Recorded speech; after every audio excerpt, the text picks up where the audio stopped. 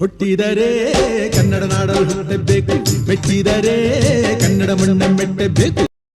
ನಮಸ್ಕಾರ, ಎಲ್ರಿಗೂ ಸ್ವಾಗತ. ಹೊಸ ದೆವ್ವದ ಕಥೆಯೊಂದಿಗೆ ಎಲ್ಲರೂ ಚೆನ್ನಾಗಿದ್ದೀರಾ ಅಂತ ಹೇಳಿ ಅಂದ್ಕೊಂಡಿದ್ದೀನಿ. ಸೊ ಕತೆಗೆ ಹೋಗೋಕ್ಕಿಂತ ಮುಂಚೆ ನಾನು ಲಾಸ್ಟ್ ವಿಡಿಯೋದಲ್ಲಿ ಕೇಳ್ಕೊಂಡಿದ್ದೆ, ಆದಷ್ಟು ಈ ಒಂದು ವಿಡಿಯೋ ಅಥವಾ ಈ ಒಂದು ನಮ್ಮ ಚಾನಲ್ನ ಎಷ್ಟಾಗುತ್ತೋ ಅಷ್ಟು ಶೇರ್ ಮಾಡಿ ರೀಚ್ ಕೊಡಿಸಿ ಅಂತ. ಬಿಕಾಸ್ ತುಂಬಾ ಸಹಾಯ ಬೇಕಾಗಿದೆ ಈ ಸಮಯದಲ್ಲಿ. ಯಾಕೆ ಅಂತಂದರೆ ನಮಗೆ ಬರ್ತಿರೋಂಥ ಸಂಬಳ ಕೂಡ ಅಲ್ಲಲ್ಲೇ ಮ್ಯಾನೇಜ್ ಆಗ್ತಿದೆ. ಎಕ್ಸ್ಟ್ರಾ ಖರ್ಚುಗಳು, ಲೋನ್ ಆಗಿರ್ಬೋದು ಅಥವಾ ಇನ್ನೂ ಸುಮಾರು ಕಡೆ EMIಗಳಾಗಿರ್ಬೋದು, ಹಾಗೆ ಮನೆಯಲ್ಲಿ ಬೇರೆ ಬೇರೆ ತರಹದ ಖರ್ಚುಗಳು ಕೂಡ ತುಂಬಾ ಜಾಸ್ತಿ ಆಗ್ತಿದೆ. ಆದ ಕಾರಣ ಆದಷ್ಟು ಈ ಒಂದು ನಮ್ಮ ಚಾನಲ್ನ ರೀಚ್ ಮಾಡಿಸಿ. ನಮ್ಮ ಚಾನಲ್ ಏನಾದರೂ ಮಾನಿಟೈಸ್ ಆಯಿತು ಅಂತಂದರೆ ಖಂಡಿತ ನಮಗೂ ಕೂಡ ತುಂಬಾ ಸಹಾಯ ಆಗುತ್ತೆ. ಇನ್ನು ಮುಂದೆ ಕಂಟೆಂಟ್ನ ಕೂಡ ನಾನು ಆದಷ್ಟು ಇಂಪ್ರೂವ್ ಮಾಡ್ತೀನಿ. ಎಲ್ಲೂ ಕೂಡ ಕೆಳಗಡೆ ಕೊಡೋದಿಲ್ಲ. ನಂಗೆ ಗೊತ್ತು, ತುಂಬ ಜನ ಹೇಳ್ತಾರೆ ಯೂಟ್ಯೂಬ್ನ ಯಾರು ಕೂಡ ದುಡ್ಡು ಬರುತ್ತೆ ಅಂತ ಹೇಳಿ ನಂಬ್ಕೊಂಡು ಮಾಡಬೇಡಿ, ಜಸ್ಟ್ ಪ್ಯಾಷನ್ಗೋಸ್ಕರ ಮಾಡಿ ಅಂತ ಹೇಳ್ತಾರೆ. ಹೌದು, ನಾನು ಮಾಡ್ದಿರೋದು ಕೂಡ ಪ್ಯಾಷನ್ಗೋಸ್ಕರನೇ. ನನಗೂ ಕೂಡ ಇಂಟ್ರೆಸ್ಟ್ ಇದೆ. ನನಗೂ ಕೂಡ ಕತೆಗಳನ್ನ ಹೇಳಬೇಕು, ಕತೆ ಥರ ಅರ್ಥ ಮಾಡಿಸಿ ಅವರು ಕೂಡ ಥ್ರಿಲ್ ಫೀಲ್ ಮಾಡಿಸ್ಬೇಕು ಅಂತ ನಾನು ಕೂಡ ಕತೆಗಳನ್ನ ಹೇಳೋದು. ಬಟ್ ಆದರೂ ಎಲ್ಲೋ ಒಂದು ಕಡೆ ಎಲ್ಲರೂ ಕೂಡ ಮೈನ್ ಬ್ಯಾಕ್ಗ್ರೌಂಡಲ್ಲಿ ವರ್ಕ್ ಆಗೋವಂಥದ್ದೇನು ದುಡ್ಡು, ಅದೇ ಥರ ಮ್ಯಾಟ್ರ್ ಆಗೋದು. ಆದ ಕಾರಣ ತುಂಬಾ ಸಹಾಯ ಬೇಕಾಗಿದೆ ನಿಮ್ಮಿಂದ. ನಾನು ಫೈನಾನ್ಷಿಯಲ್ ಹೆಲ್ಪ್ ಕೇಳ್ತಿಲ್ಲ, ಬಟ್ ಚಾನಲ್ನ ಪ್ರಮೋಟ್ ಮಾಡಿ ಕೊಡಿ, ಆದಷ್ಟು ಶೇರ್ ಮಾಡಿ, ಆದಷ್ಟು ರೀಚ್ ಕೊಡಿಸಿ. ಸೊ ನೀ ಒಂದು ಸಹಾಯ ಮಾಡಿದ್ರೆ ನನಗೂ ಕೂಡ ತುಂಬಾ ಹೆಲ್ಪ್ ಆಗುತ್ತೆ. ಸುಮಾರು ಬರುವಂತಹ ಇನ್ನೊಂದು 2-3 ತಿಂಗಳಲ್ಲಿ, ಅಟ್ಲೀಸ್ಟ್ 2-3 ತಿಂಗಳಲ್ಲಿ ಕೇಳ್ಕೊತಿದ್ದೀನಿ. ಆದಷ್ಟು ನಮ್ಮ ಚಾನಲ್ ಏನಾದರೂ ಮಾನಿಟೈಸ್ ಆಯಿತು ಅಂತ ಅಂದರೆ ಖಂಡಿತ ತುಂಬಾ ಸಹಾಯ ಆಗುತ್ತೆ. ನಾನು ಕೂಡ ಕಂಟೆಂಟ್ನ ಇನ್ನೂ ಚೆನ್ನಾಗಿ ಇಂಪ್ರೂವ್ ಮಾಡಿ ಖಂಡಿತ ಕೊಡ್ತೀನಿ ಅಂತ ಹೇಳ್ಕೊತೀನಿ. ಇದೊಂದು ರಿಕ್ವೆಸ್ಟು, ಪ್ಲೀಸ್ ಹೆಲ್ಪ್ ಮಾಡಿ ದಯವಿಟ್ಟು. ಫೈನಾನ್ಷಿಯಲ್ ಹೆಲ್ಪ್ ಬೇಡ, ಬಟ್ ಆದರೂ ಆದಷ್ಟು ನಮ್ಮ ಚಾನಲ್ನ ಪ್ರಮೋಟ್ ಮಾಡಿ ಕೊಡಿ, ಅಷ್ಟೇ ನಾನು ಕೇಳ್ಕೊಳ್ಳೋದು ನಿಮ್ಮ ಹತ್ರ. ಸರಿ, ಈಗ ಕತೆ ಕಡೆ ಬರ್ತೀನಿ. ಸೊ ಈ ಒಂದು ಘಟನೆ ಆ್ಯಕ್ಚುಲಿ ನಡೆದಿರೋ ಅಂಥದ್ದು ಬಂದ್ಬಿಟ್ಟು ಈ ಒಂದು ಊರಾದಂತಹ ತುಮಕೂರಿನ ಧರ್ಮಹಳ್ಳಿ. ಈ ಒಂದು ಘಟನೆನ ನಮಗೆ ತಿಳಿಸ್ಕೊಟ್ಟಿರೋರ ಹೆಸರು ಬಂದ್ಬಿಟ್ಟು ಹೇಮಂತ್ ಅಂತ ಹೇಳಿ. ಇವರು ಮೂಲತಃ ತುಮಕೂರವ್ರೇ. ಇವರ ಕುಟುಂಬದವ್ರ ಜೊತೆ ಅಂದರೆ ಈ ಒಂದು ಅವ್ರಿಗೆ ಸ್ವಲ್ಪ ದೊಡ್ಡಪ್ಪ ಆಗಬೇಕು ಅಂತಲೇ ಹೇಳ್ಬೋದು. ಅಂದರೆ ಹೇಮಂತ್ ಅವರ ತಂದೆಯ ಅಣ್ಣ, ಸ್ವಂತ ಅಣ್ಣ ಅಲ್ಲ, ಅವರ ತಂದೆಯ ಅಪ್ಪ ಥರ ಅವ್ರ ತಮ್ಮನ ಮಗ ಅಂತಲೇ ಹೇಳ್ಬೋದು. ಅವರು ಈ ಒಂದು ಧರ್ಮಹಳ್ಳಿಯಲ್ಲಿ ವಾಸವಾಗಿರುವಂಥದ್ದು.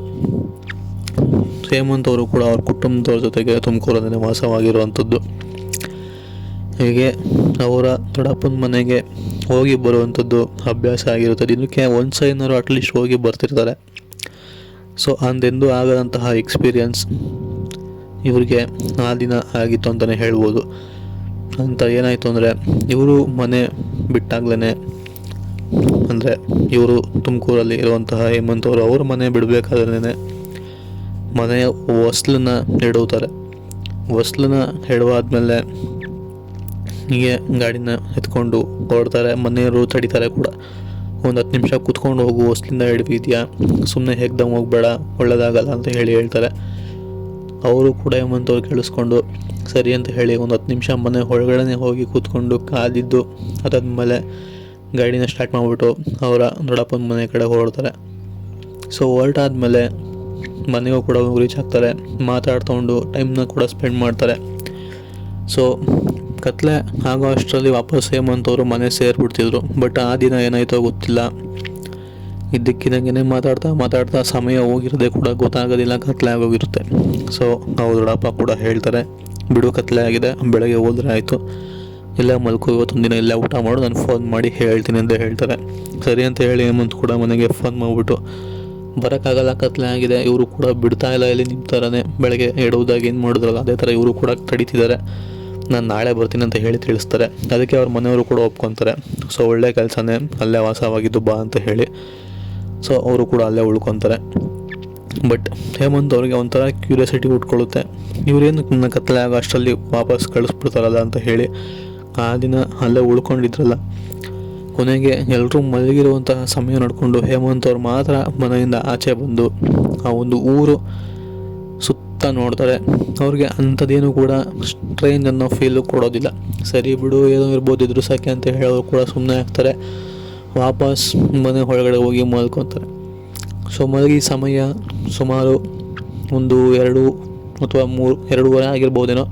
ಆ ಸಮಯದಲ್ಲಿ ಊರೊಳಗಡೆ ಇದ್ದಕ್ಕಿದ್ದಂಗೆ ಅವ್ರಿಗೆ ಒಂದು ಬೆಂಕಿ ಸಡನ್ನಾಗಿ ಒಂದು ಜಾಗದಿಂದ ಇನ್ನೊಂದು ಜಾಗಕ್ಕೆ ಕಣ್ಣು ಬಿಡೋ ಅಷ್ಟರಲ್ಲಿ ಪಾಸ್ ಆಗೋದು ಅವ್ರು ನೋಡ್ತಾರೆ. ಆ ಸಮಯಕ್ಕೆ ಸರಿಕೆ ಏನಕ್ಕೆ ಕಣ್ಣು ಬಿಟ್ಟರು ಅಂತಲೂ ಕೂಡ ಗೊತ್ತಿಲ್ಲ. ಬಟ್ ಆದರೂ ಬೆಂಕಿ ಕಿಟಕಿಯಲ್ಲಿ ಒಂದು ಜಾಗದಿಂದ ಇನ್ನೊಂದು ಜಾಗಕ್ಕೆ ಕಣ್ಣು ಬಿಡೋ ಅಷ್ಟರಲ್ಲೇ ಹೋಗಿರೋವಂಥದ್ದು ಅವ್ರು ಗಮನಿಸ್ತಾರೆ.